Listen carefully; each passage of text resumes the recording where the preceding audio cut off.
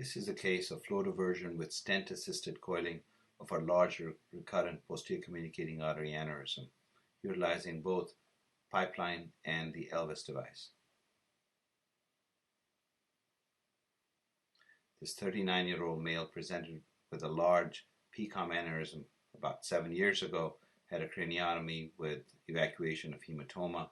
The aneurysm was initially clipped, but required retreatment endovascularly because of recurrence. 7 years later, the patient presents with recurrent hemorrhages. A CT angiogram reveals significant recurrence, and prior craniotomy resulted in us reconsidering additional endovascular options. These are the original images from the hematoma and the patient's original aneurysm, which has recurred, treated endovascularly post-clipping.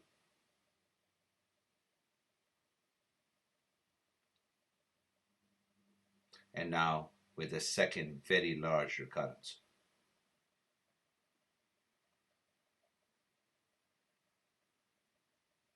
So in this case, our goal was to try to see if we could flow divert the aneurysm, but also at the same time preserve the fetal PCOM that was coming off the neck of the aneurysm that you can see. The vertebral injections had previously been performed and revealed that truly there was a fetal PCOM on the left side. So the goal here is to preserve the PCOM, treat the recurrent aneurysm. There you can see the microwire being utilized to selectively catheterize the large PCOM originating directly off the neck of the aneurysm. And now the goal here is to really deliver a microcatheter. Here we deliver a 17 microcatheter into the ostia of the PCOM, and then using stability from the microcatheter to deliver it farther distally. And you can see a microinjection there showing confirmation of our location within the PCOM. So the goal here is to stent the ostia of the fetal PCOM so that it abuts the origin of the ICA. And so what we did here was deploy an Elvis device. There you can see the Elvis, which is deployed all the way up to the ostia of the PCOM at the neck.